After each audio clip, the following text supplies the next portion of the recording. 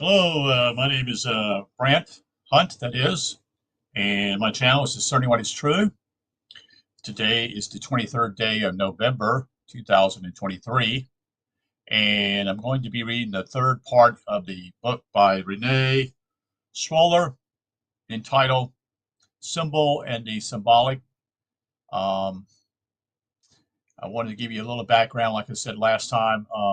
Him and his wife went to Egypt and spent many years in Egypt themselves and doing all kinds of research. Him and his wife did. So let's get into the third part here of the book. The entitled expression here is the symbol as expression of a will. Every circle has a circular movement, has a center. This center controls this continuous and regular curve, which is closed. It is attractive, just as the circumference is repellent of the centrifuge.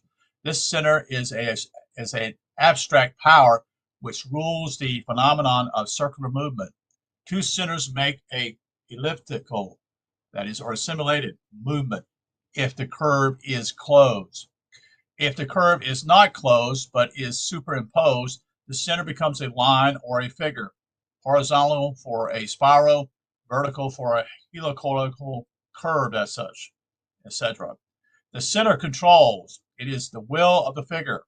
Three axes of equal length intersecting at 90 degrees are the will of the cube. The form of the movement and the form of the Lubicz volume are in the center and in its radiation. I say that the will of the rotating spirit is the magnetic axis and its equator. It's the centrifugal electrical effect. On the other hand, every magnetic effect is contracting will, which produces the dielectric equatorial electrical effect. Inversely, every circular electrical current provokes the magnetic axis effect. Will is esoteric. Effect is exoteric. So I'll say it again. The will is esoteric, meaning spirit. The effect is exoteric, meaning outer, external. But where, then, is the will of the container, the non-eludiant volume? Its will is the seed, that is, the specification of the contents, hence a genesis, that is, time, for time is none other than Genesis. Genesis appears to us as time. Now, all will of movement and of form is specification of energy. Will is thus identified with the seed as the specifier, and as Genesis appears as time or duration. The seed ordains the volume, that is, space. The genesis of this space ordains time. Will is what Lao Tzu called the empty hub of the wheel. The absolute will of the origin includes all specifications. Everything that is naturally specified is a symbol and the expression of a will, hence of a specific seed of non-ejectable energy, the container, the non-polarized spirit substance. The specifying will, that is the fire of the seed, was called the odor by ancient Egyptian. The odor of the nether, that is, in its esoteric sense, that which is emanated by the nether, like a ejaculated seed. The container will must always be sought in the symbol. When the symbol is selected for a esoteric teachings, the character of this will is that which will always compel spirit, not polarized energy, to define itself in time and space, hence in the form of the symbol. This is the magical meaning of the symbol. With regard to spirit, this magic operates like the Platonian idea, just as rhymes or rhythm acts on our will of movement. We obey despite and odds with everything, even when we do not give in. The next section is called the symbolic. The symbolic is the means of expression, the form of writing, or the vitalist philosophy, the symbol in its vital synopsis. Since, as we have seen, the symbol is the static form of the relationship between two moments, which are incomprehensible in their similarity, the juxtaposition of symbols makes possible the expression without formation of identities of nature which can manifest in opposite dualities. It is evident that in its vitalist philosophy, the symbol should act as the concept, but this concept has value only through the idea implied, since it is merely the relationship between this idea and its complement. The symbol is thus the synopsis of a logical function rather than a concept which fits into a quantitative synchronistic function. This philosophy is that of the vital and non-quantitative play. That is, it relates functions only and not factors, and thus it cannot include a equatorial play of synergy for which the data, even when abstract, are rendered through comparison objectifiable. For instance, kinetics is in itself a non-objectifiable function. It is objectifiable only in its status moment and not in the vital dynamic moment. The essence of this function is the schism of a unity. Resulting duality confirms that this for us is not this duality which is the schism as well. The schism is identical to the original schism or creation, but it is distinguishable from the latter by the fact that it works on something that is quantitative, divisible.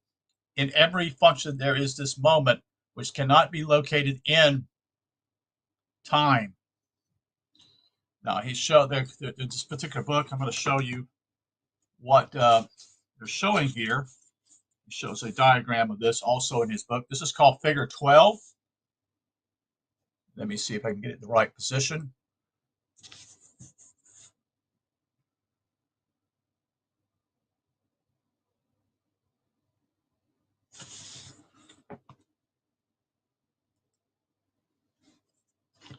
So you can look at it here, Figure 12. At the right, we see the bark in which the ram-headed scarp rose, framed by the souls of turn, that is to demerge, and Kafriel, the scribe, becoming. Okay. The bark descends down the back of the acre, that is the line, and is received by the Tantinid. Memphile entity of the earth which emerges between the two groups of three manifold forms, personas called the water of Nu. Two arms rise up supporting the solar globe, as you can see here in the middle part of it.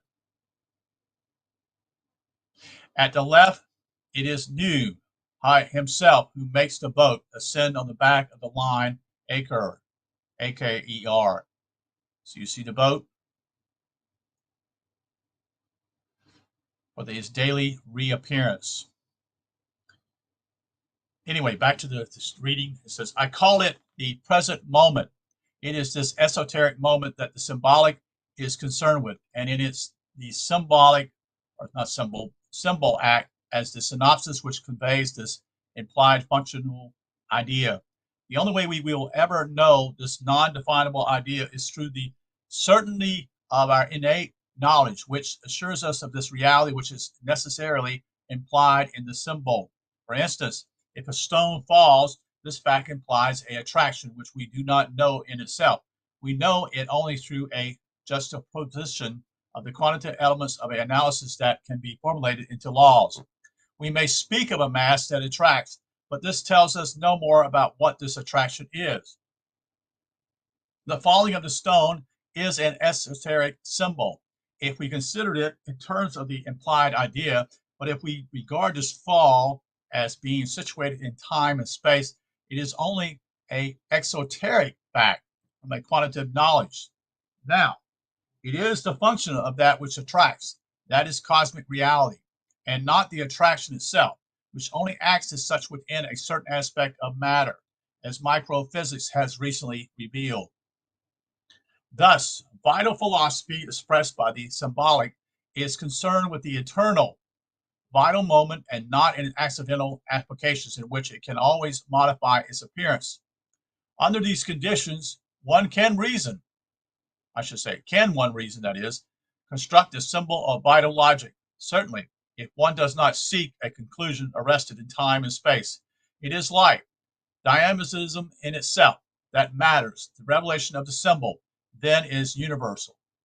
This means that there is no difference in the vital moment with respect to the condition in which it manifests. For example, if a given plant is an aphrodisiac or a bull, there is in this plant the same functional state. One may recall the Arcania of Paracelsus as that which for the bull causes its sexual irritation. There is a functional identification here. Moreover, if this plant, a static moment or symbol in the universe, exists, and likewise the bull exists, or even if this bull no longer exists, the reality or the idea of this plant is, was, and always will be. It corresponds to a phrase of the cosmic genesis that will persevere because of the fact of constant creation. Herein lies a basis for the solution of the problem of original causality. When, through analysis, one arrives at the energetic origins of matter, one can dispute the principle of original causality insofar as one persists in seeking or seeing in the phenomenon only as a quantitative sequence, and as long as life is viewed as a biophysical, chemical perspective, and today, of course, microphysics, that is, effect. The borderline is pushed back. It is not crossed. This reduces the cause, in general, to a dynamic effect of quantity, a dynamic caused by the very nature of the energetic constitution of the atom. In this case, one sees in energy only a polarized energy, that is, an energetic effect, and no longer an original cause. Einstein defines energy as the effect of mass and of the speed of its motion. Therefore, there is mass and there is motion. Therefore, there is also time and space. Remember that time itself is motion. Timelessness means no motion, and meaning that nothing is happening is timelessness. Whatever subterfuge one uses to disengage oneself from them, even if this mass is a state of energy, could one conceive science without a system of reference? That would be a fiat lux, hence a cause outside of the system. The problem that we thought was definitely eliminated again arises today. Now we find ourselves facing an impasse. We resolve the difficulty by acknowledging that everything is ultimately light, L-I-G-H-T, the ultimate system of reference. C equals the speed of the propagation of light. Now, is light a cause? If so, in what does it act? And if it is in a effect, what is the cause? Insofar as we have not acknowledged the reality of the present, not accepted this moment, which is incomprehensible in the phenomenon world, but which imposes itself even on the rational, insofar as we have not accepted the principle of the eternity of the present, the necessity for a duality, science and belief, remains, and historians in their interpretation of tradition are to a certain extent right to distrust symbolism. This notion of the eternal presence requires certain specifications. Exoterically, we foresee that under certain conditions, a given cause will produce a given result. All knowledge is based on this foresight, which is the result of observation and constitutes a primary determinism. This empiricalism makes possible the generalization that formulates the laws of science. Now, philosophically, a cause is only cause at the moment it produces an effect, which is in no way certain. Under the same known conditions, the same cause may happen to produce a very different effect. For instance, we know today that influences, such as that of cosmic rays, can modify the effect of a chemical reaction. Let us suppose that a stone falls from the cornice of a house. It is too late to warn the passerby that the stone is about to kill him. We know that the stone is going to kill this man. We foresee this effect. What foresees? Our memory. It shows us the inevitability of this effect. The inevitability is in our imagination, which is created by our memory. Or in reality, this stone may be diverted from its course. The man may move a little faster or move slower, and the stone will miss him. In any event, the falling stone will only be the cause of the crushing of this passerby, and hence will only produce its effect. If it finds in this man an obstacle to his fall before this point, it is not the cause. Cause and effect are not separated by any time. No chemical reaction can liberate the elements during the moment of their passage from one combination to another. Often it is gaseous bodies that passed us, and no traces prove their existence in the free stage. Indeed, just as in biology, in the conjunction of the spermatozoon with the nucleus of the ovum, as well as in the crystallization of a salt, the chemical reaction takes place outside of time. There are in the world effects, but the distance in time between cause and effects does not exist. All creation is constant in the eternal present. Now, fertilization, that is the vital moment of the conjunction, obeys the law of creation. It is instantaneously, as is, for example, the appearance of a crystal in its mother's liquid solution. The same is true of the conjunction of chemical elements. It is. And so I'm going to show you this. It is. And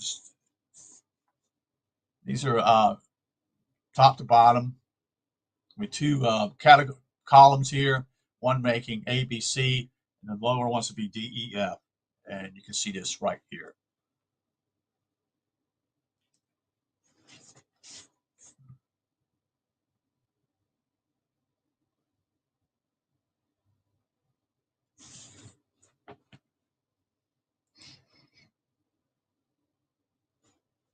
So this is a figure 13, cellular mitosis.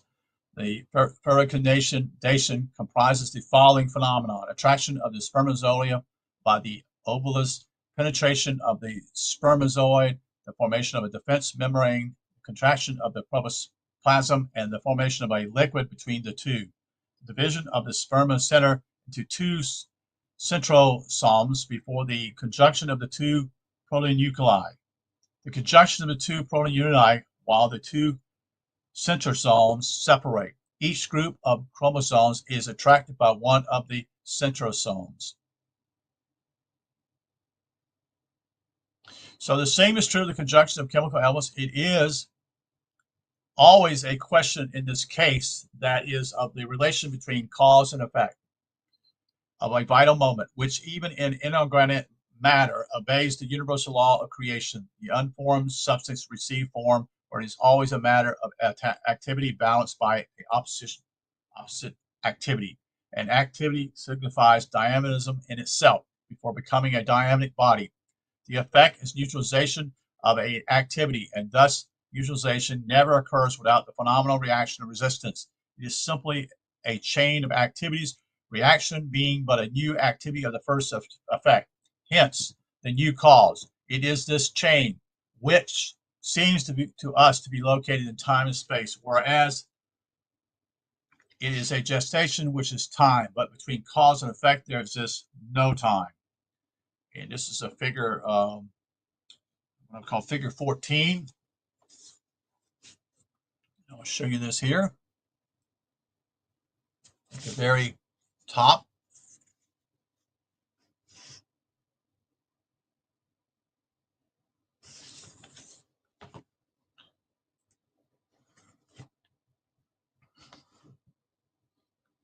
So figure 14, those who carry the intertwined double cord from which the stars come out, thus are designated the 12 persons who extract the double cord from the mouth of Aken, A-K-E-E-N, knowing that at each hour a star is born. We can understand the rest of the text, which says that at each new twist, an hour is born. Then after the passage of the great nebular, Aken reswallows the cord thus making time go backwards. This is the book of Gates, the fifth division. The principle of the present moment is not a mystic doctrine, but it is a fact which has a mystical character. This can be better understood through the image of the axis. Every body revolving about itself turns around an axis.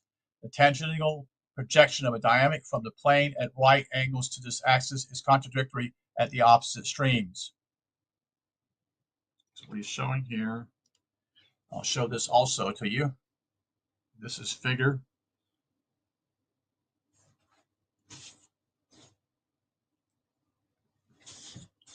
This is the one down here at the bottom, the circle part.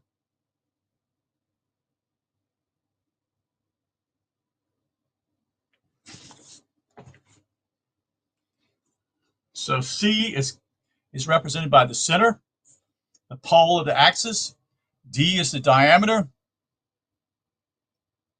The T represents the tangential projection. R represents the direction of rotation. And P represents the precessional motion. View through the pole of the plan at right angles to the axis.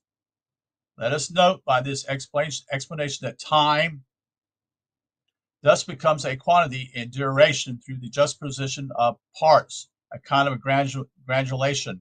It is these parts or quantities which are the symbols of the universe and constitutes a chain which has a apparent objective beginning and an end. At the center, that is, on the axis, this projection is thus counseled, which would impose immobility of the center to compensate for this impossibility. The axis pole is displaced and moves in the direction opposite that of the rotation created the processing motion. If one could mechanically impose this immobility on this axis center during the rotation of the body, a disaggregation of the matter would necessarily follow once a certain speed had been reached. The axis caused an imaginary line is actually a fact of the mystic character. It exists and nevertheless remains exoterically incomprehensible. It is not the abstraction of a concrete datum. On the other hand, it is impossible to define whether it is an effect or even a cause.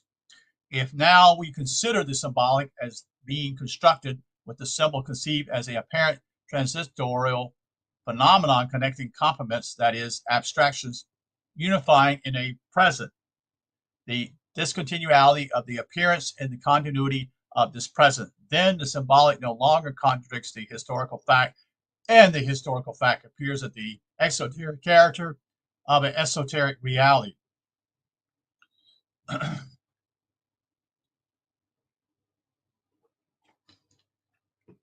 Now, it is reality alone that has a value, which is ineludible, invariable. In exotericism, one never demonstrates the cause outside of the system, except with the system. Hence, in a duality, one whose poles is left to fate. The symbol demonstrates the esotericism, which by means of the symbolic unifies that which is divided, puts an end to the problem of causality. The cause, apparently outside of the system, is in it, eternally united and present, and creation is constant. Such and such a phenomenon was not, it is always in our innate knowledge, from which our consciousness increasing expands with experience. Number 5 here, just talking about this here below here, is footnotes. This is my own explanation and in no way corresponds with the mechanicalistic explanation which is given for the preceding or precession or motion. Thus, light bears within itself that which acts and that in which it acts, the discontinuous within the continuous. Light is for true light, the genesis of Moses, the symbol of the presence, that is absolute cause and effect. Succession, that is time, as the distance between cause and effect, is a mental illusion and not a reality. This time is inconceivable, so why imagine it? Cause cannot be cause without producing an effect, which will be a new cause under the conditions suitable for its activity. Thus, there may be in the sensorial appearance a sequel of events or effects, but never a sequel from cause to effect. Time as genesis, or genesis as time, moves in the direction of the effect becoming the new cause. Thus, the march of time is irreversible. These are the dates of the cosmic genesis, the phrases of which are the effects. The static vital moment, as the symbols or things subsist as individualities which exhaust themselves, being finished as types and no longer acting as causes. Between the extreme original cause and the ultimate final cause, which one would like to call effect, is the phenomenon, world, of which we know in different types of form. All these static moments, that is, the momentary corpses that people, the universe, these are the symbols of the evolution of consciousness, that is, of thought, through all experiences. This is but actualized knowledge of oneself, still latent in the accident of the me. There can only be one way in this, despite the multitude of branching. The goal is single. There is only one reality, and the wildest, most scattered little branches send their sap to this heart. As the principle of the function is unique, there is necessary a relationship, an analogy between the moments of the great cosmic cycles and the small events on Earth. For instance, we may find ourselves astronomically in the place of Aries, that is Aries, in the precessive cycle, and the event of Earth can traverse all 12 signs per what they call 2,160 times. The influence of their Aryan vital moment will operate during each terrestrial vital moment of each sign. In Libra as well as Leo, etc., call them the Libra or Leo moment with its Aries temperament. Secondary to Terriot, or even more distant branched events, that is, the historical, cannot be independent of the symbolic of the moment. They become the symbol, the status, synthesis, moment of cosmic life. It is this life of the symbol. It's esotericism, identifying with this life that is in reality. It enables that which was as cosmic and historical event actually to persist in us from this moment forward, because the life of the symbol is the experience of our consciousness, the consciousness of the human microcosm, summarized by the cosmic man through whom we are all jointly bound. And if this consciousness is particular for each person, since each individual, according to his faculties, may or may not recognize it in the state of the moment, it remains nonetheless universal, present, just as universal container can hold all forms, just as the light senses can offer all appearances. For esotericism, a problem of original causality does not exist. Nature, on the other hand, is the world of the creature. Everything in it is dualized in the spirits, which is celebrated perceptually for us. This is the exoteric world, the world which for us is outside of our outsides, that is objective. Thus, as long as God and the devil, popular express, exist for us in their extreme aspects, neither one is real, although they are relatively true. Remember, these are God and the devil. Again, you look at two pillars, which is, again, shows duality. You see?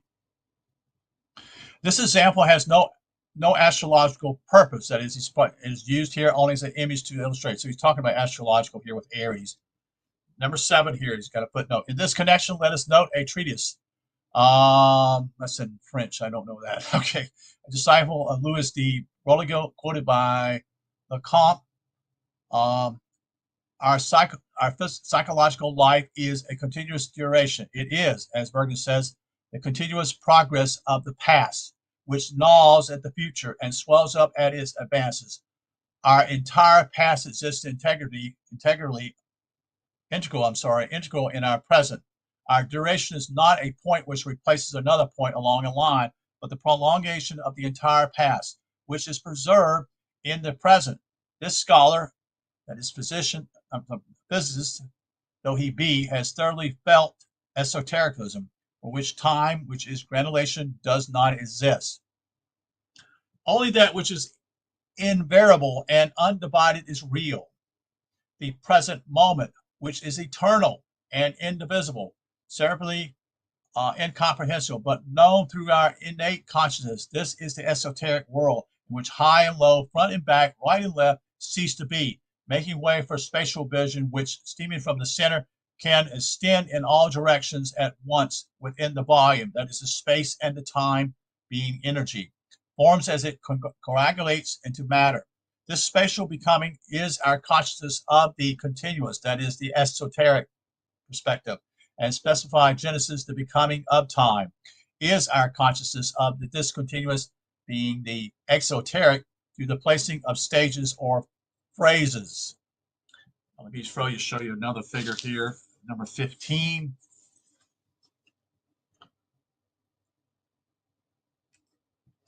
This is it here.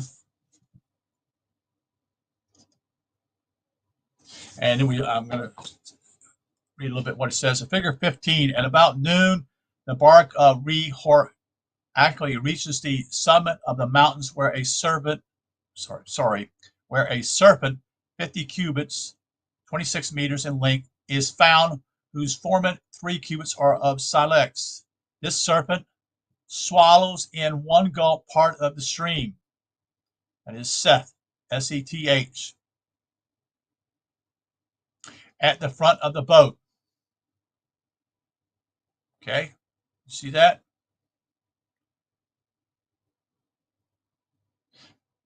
Directs his lance of fire against him and causes him to cough up all that he has swallowed. This is from the Book of the Dead, chapter 108. Behind the boat, a lion-headed entity runs a blade through the serpent, Apollonius. So you see the serpent here is all the way, it goes underneath the boat here, so to speak. Okay.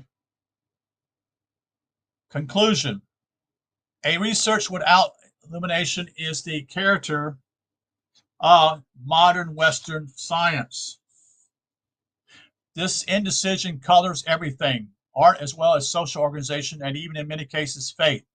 The West is ignorant of that serenity of which all of ancient Egypt bears the imprint. So we become so intellectualized, so to speak, that we're no longer actually aware. We actually we don't want to reveal what we cannot see. You see, only what we want to see is what we think is true.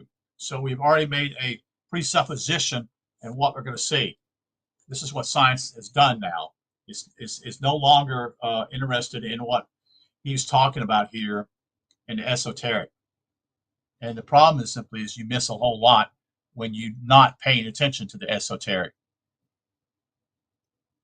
The tombs of the leaders of this people are consecrated to their professions of faith and the survival of the soul. For these men to die in their certitude of living again, terrestrial life is merely a passage. The mortal body is a temporary temple for the living soul. The West labels this attitude of wisdom a state of science that is still mystery. But the Egyptian technique and their symbolic attest to a realistic sense and to the faculties of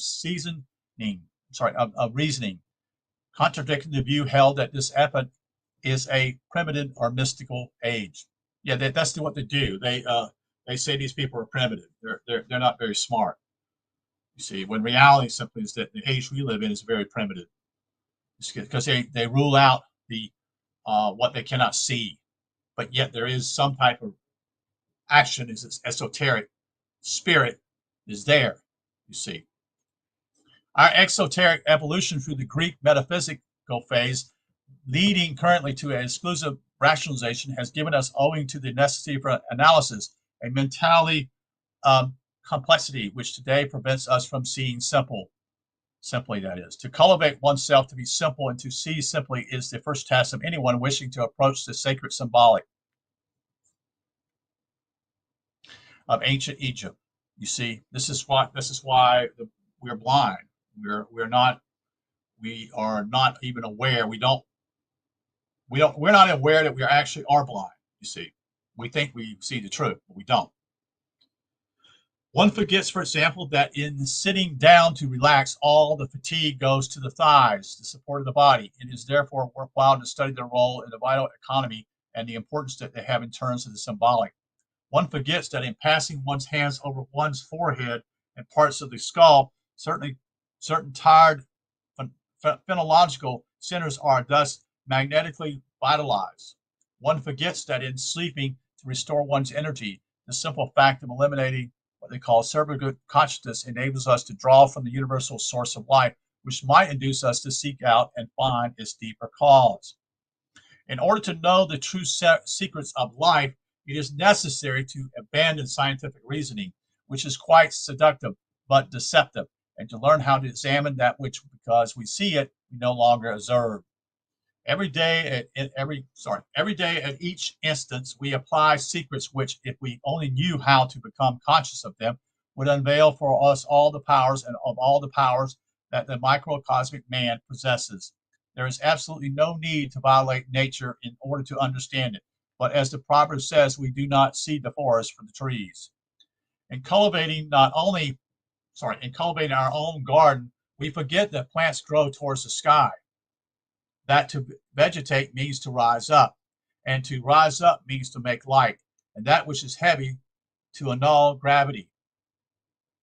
If the group has a new character of its own, it cannot draw it from anywhere other than from the abstract life of the individuals comprising it, an abstract life that the isolated individual cannot reveal. For example, in the unity, there is a male nature and a female nature, which are unknowable. The number dash entity composed of units reveals, first of all, this odd and even character. In nature, everything is dualized, and the high reveals the nature of the low. The crown of the tree shows the nature of its roots. The bark and the nature of the wood of this tree show without a microscope the nature of the type of cell which makes up the tree, because in life, arithmetical statistics do not apply. Dr. Carroll has shown that each cell of the heart is the heart, and beats as it does. Each cell of the liver is the liver, etc.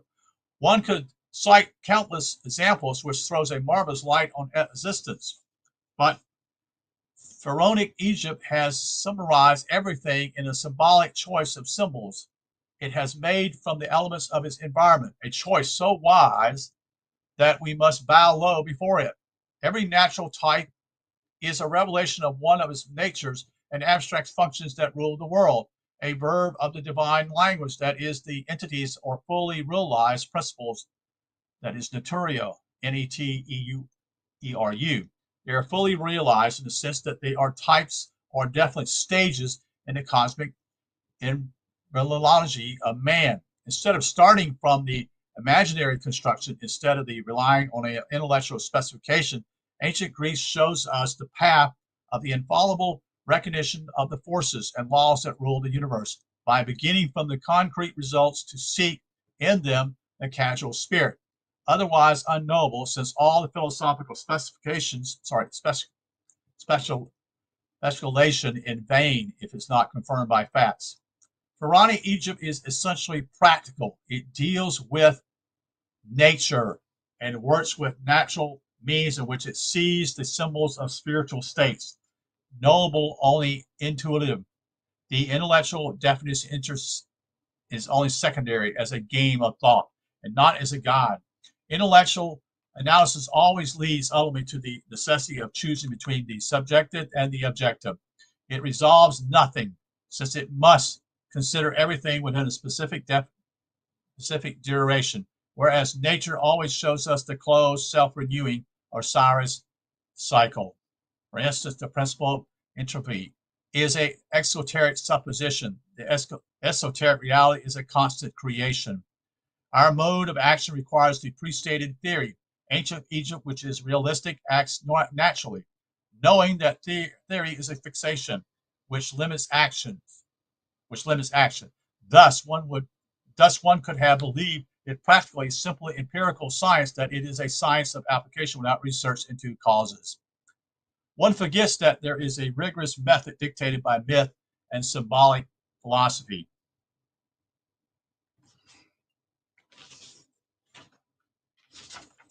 So here's another particular figure. And I'll show you this one here at the very top.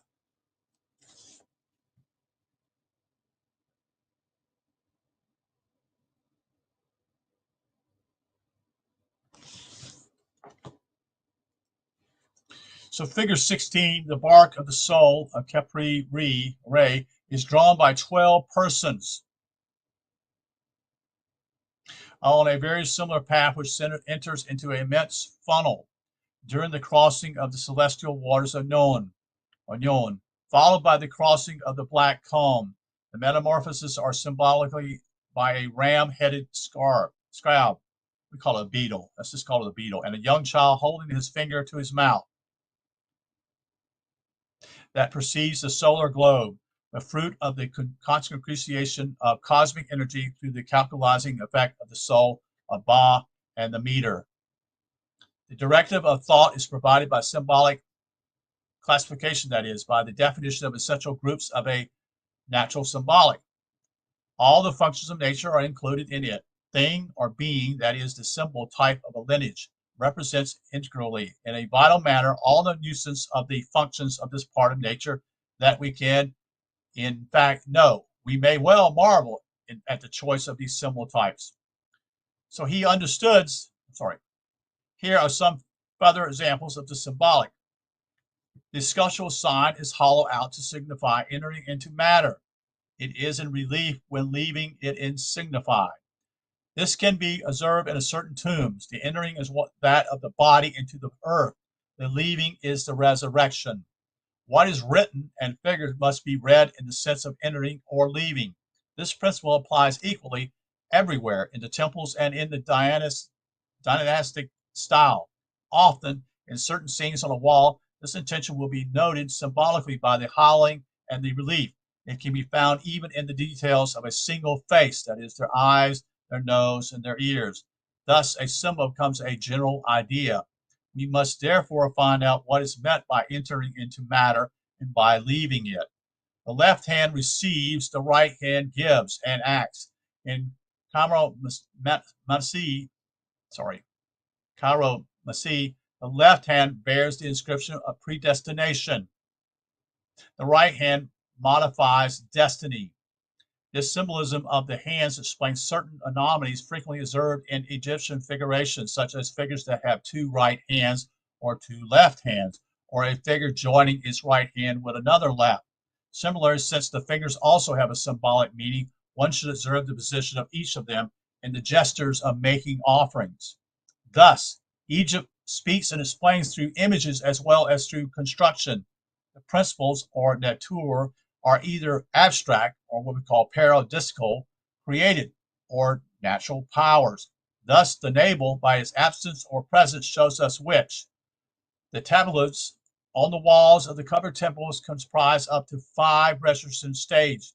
The highest row receives the inscription of an archetype nature. The middle rows have those of a nature that might be called etypical, E-C-T-Y-P-A-L, or astral, that is related to stellar influences or astronomical cycles. The lower row bears the inscription of the former terrestrial typepad world. Everything must be read in its spirit, especially if one reads in it the same thing.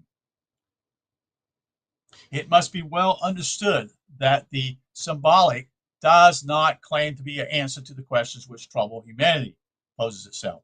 The symbolic is the mean term between rational intelligence and the intuitive knowledge, between the materialistic conception and the spiritual conception, which are both unsatisfactory. For this reason, the symbolic is the best tool for investigating nature corresponding directly to the new attitude and to the recent new means of thought, cushioning the blow between external dualities concepts, easy for me to say, between external dualizing conceptions and intuitive vision. It is evident that every experiment, like every reasoning, necessitates must take into account, as in starting point, the symbolic nature of the object or of the premise, since theory, like experience, is based on the possibilities implied or supposedly implied in this starting point. This is the natural, instinctive attitude which we would do well to render conscious by establishing the symbolic principle as a system.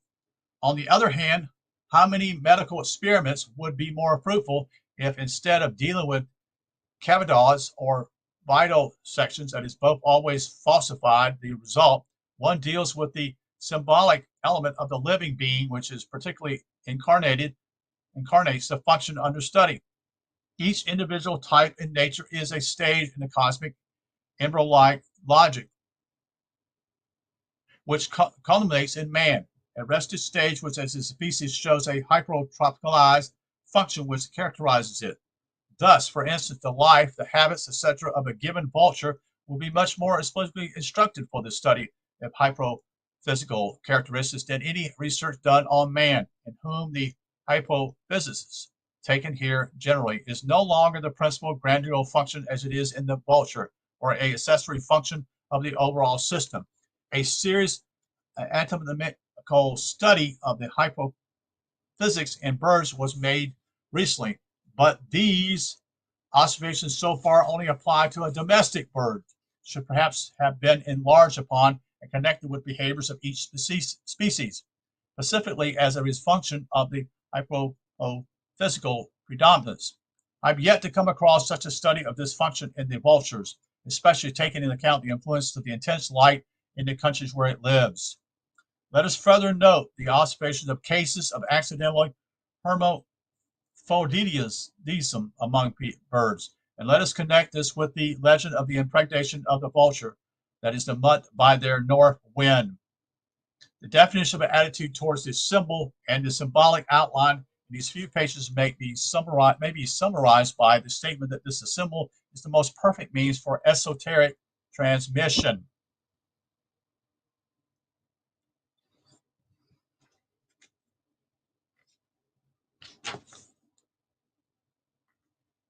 For some reason, he did not show this. That's interesting. So let me show you something else here. This part here is here at the part. I don't know why he does not talk about this piece here, but this is a piece of artwork here.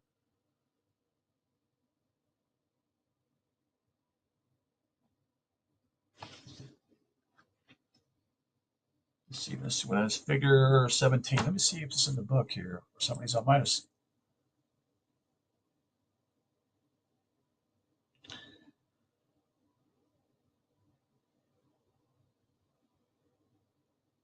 Doesn't show that. It's really weird.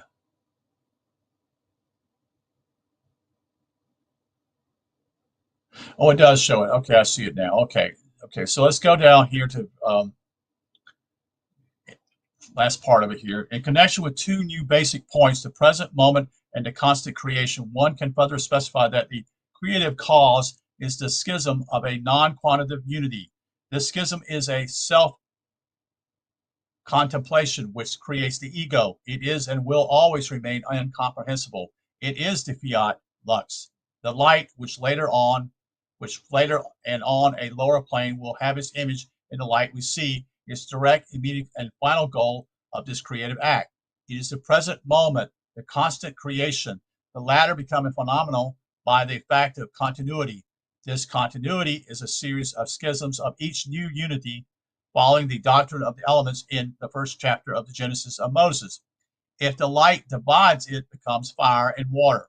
Fire and water and fire are a new unity as animated water. This in turn divides it in extent that it is into above and below, meaning heat and humidity. Once again, that which is above divides into heat and dryness, and that which is below into water and earth. That is cold and dryness. This is procreation, the continuality of the creative act in substance and then in matter. Each procreative impulse is ruled by the creative act, which is the present moment. Thus, the present moment without quantity added to itself forms the duration. That is the genesis of the world, that this may be compared to the quantum of action in quantum physics. So this particular figure here, I just showed you here, none is the primordial waters, okay, from which emerges the arms of none, symbol of the passage from one to two, and from which proceeds the creation.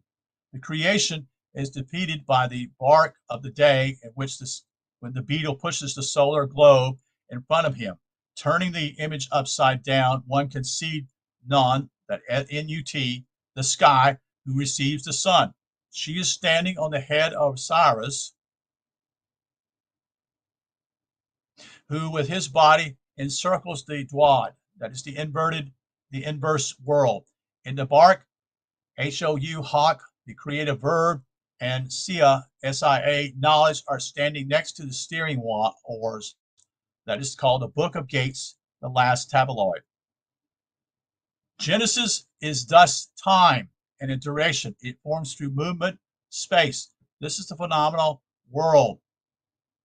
This continuality is imperative, but philosophically, it is not indispensable. It is procreation.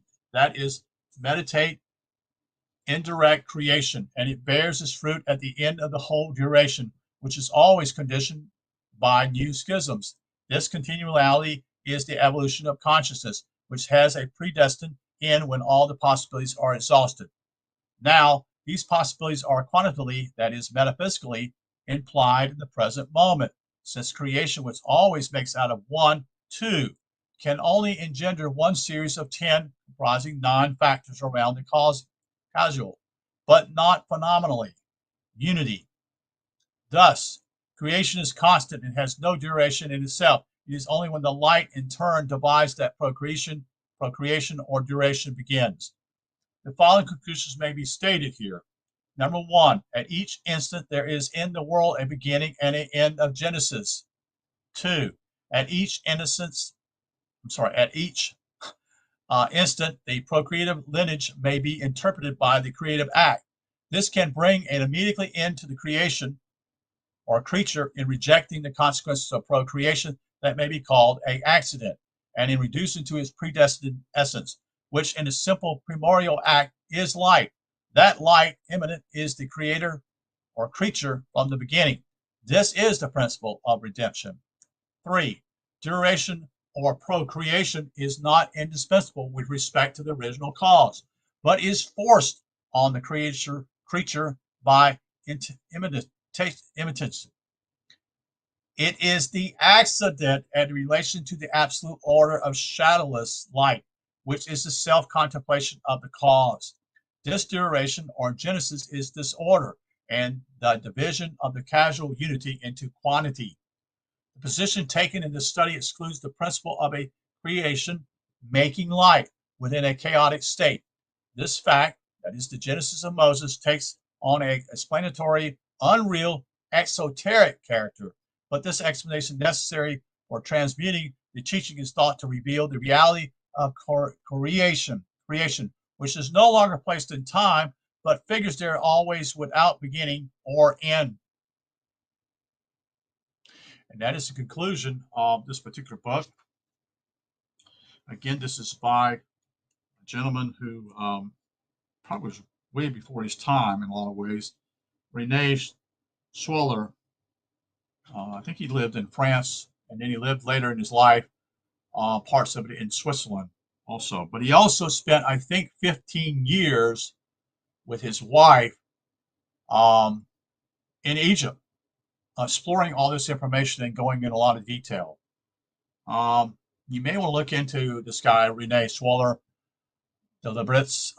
This is the last part of the book. I have a couple more books of his that I will be reading. The reason why I'm reading these books is because of Phil Langdon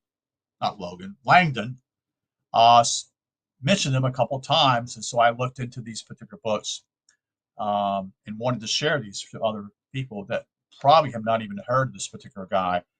Over 100 years ago, people did know of this guy. He was a major Egyptologist.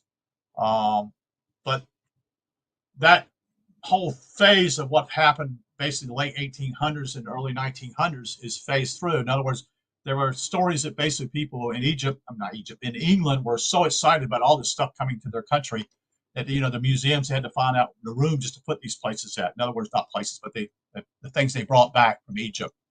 And people were completely engulfed in this for 20 or 30 years. And then after, I guess during the First World War, or that time phase, that gradually kind of deceased. And what it meant simply is people lost interest in it.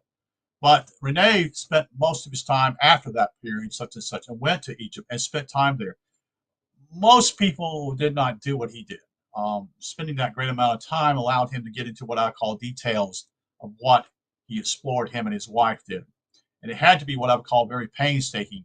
But it's also simply is that he knew the Egyptians were trying to relate a message to mankind.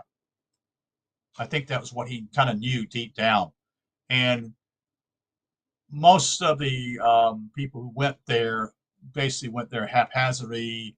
A lot of times they were there for purposes what I would call simply, hey, we're here, sitting here, such and such, and they did not do a lot of exploring. They did do some exploring. I'm not saying they didn't do a lot, but I'm saying simply is they did stay there for time. They had a time effort. They had to what I would call basically, lack of a better, they were not willing to stay there and try to find out the whole meaning of what was going on there. And so one of the books I plan to read, which is another interesting book, is The Temple of Man. And this is one he wrote also. He wrote also a book on esotericism and symbols. So he talks about esotericism and the symbols, which is another book here I have not read. But it's interesting, which I read part of it, but not all of it. I read some of it last night, sitting on the sofa. But and then I also another book called Sacred Science. He wrote tons of books, folks. Immense book. Just what can I say? He had time to read this, and I think wrote these. Time to read them, time to write them, I should say. But what I was going to say simply, he lived in 1962. So basically, this guy was a genius in many ways. And unfortunately, most people don't even know who he is today. So this is the first book. These are interlibrary loan books that I got in the local library. And so I've ordered what I call 5 of these books. I didn't expect them. I actually got these 2 days ago. No, yesterday, actually. Yesterday, yes, it was. And so what happened was simply is they gave me 4 of them. I was hoping they would just send them, like gradually, like here, one book this week, and maybe 2 weeks later, another book. Well, the problem is now I have 4 of these books, and I got to read them. I mean, in other words, I don't mean in a bad way. It just means simply is that I've got these books, and I have basically, like some of these books, I have a little over a month to read them. So they're not super what I call giant books, but they are they're just like this particular book I have here I just finished with is due to the 10th of next month, which is fine. I can return it sooner. The next book, I'm only allowed 5 books to basically get out of the interlibrary loan. So when I went there yesterday, stating that simply is that how many books I got, and I said, can I order another one? But it wasn't another. They said, well, you already got your limit of 5, and I just wasn't even thinking. But this guy is a genius, and in sad part, the temple in man. Again, this is the secrets of ancient Egypt. Again, this book was written back in probably, let's see what year is this. It says here, it was written in 1949. So. And some of the science you say, well, he's talking about some of the science, but really we haven't changed much in science. We still have preconceptions of what we think is true and what's not.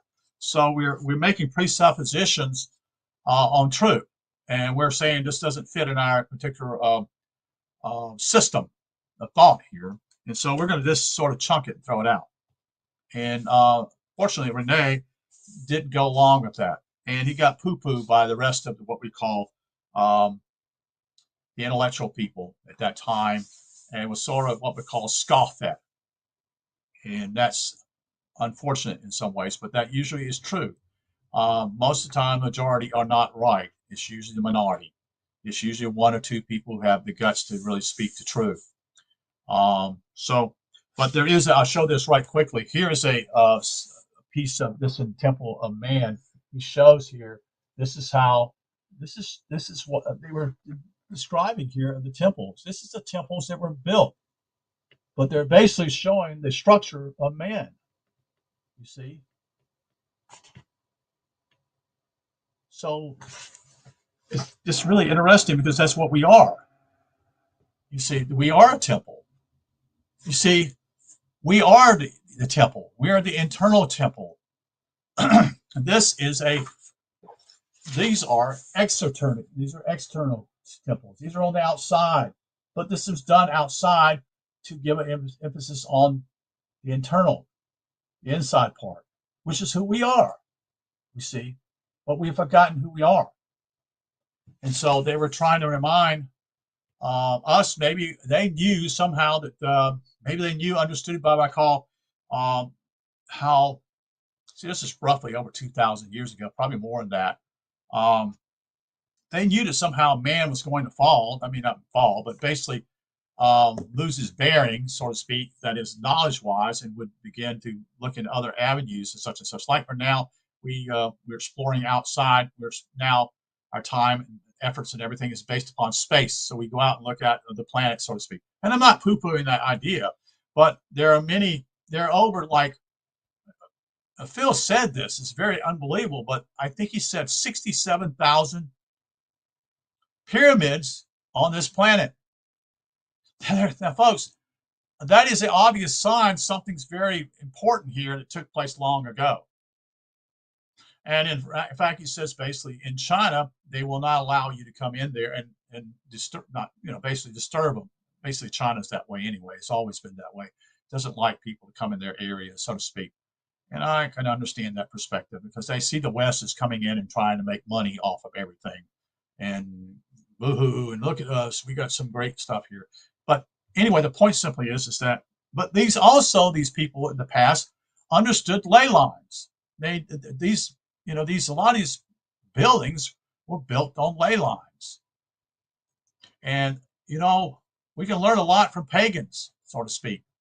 You see, pagans, this is basically, we don't understand them. We see them as kind of inferior,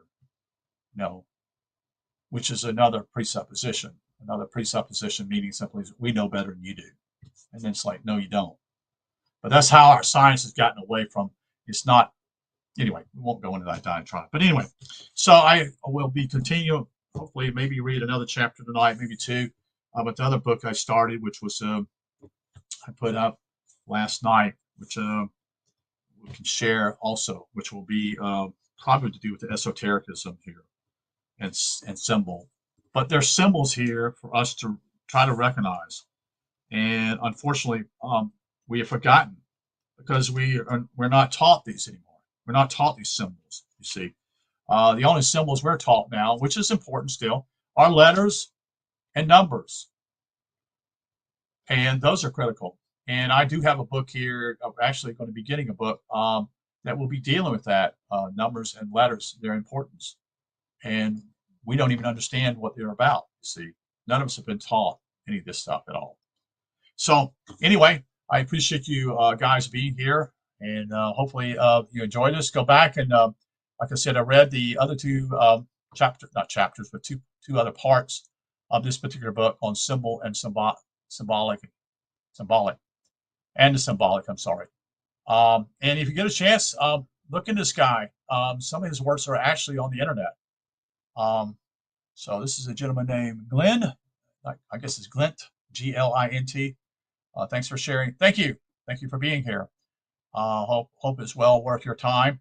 But I don't know where you guys are at, but here in the United States, there's an opportunity to basically get some of these books, interlibrary loans. If you can come up with an author's name, they can find you these books, and they will loan these books out to you for 2 to 3 or 4 weeks that you can read at home, and then you can return them without any cost. It doesn't cost you a thing.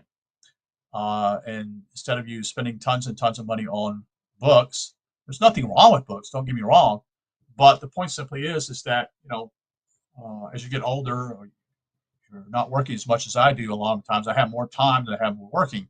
So now simply I don't spend as much money on books, so I do it by interlibrary loan.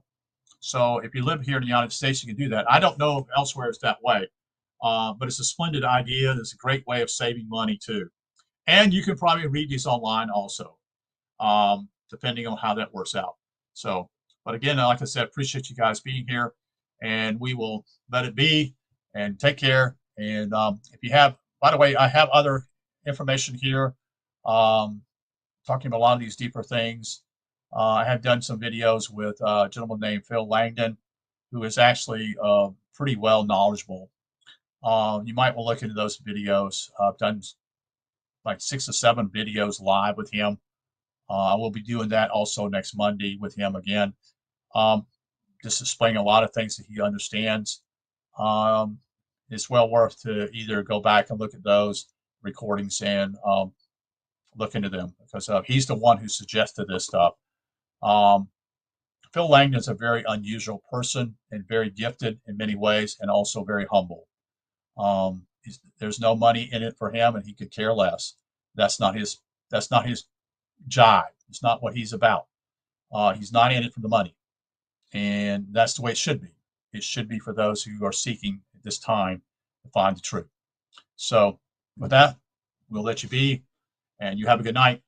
We'll talk to you later. Take care.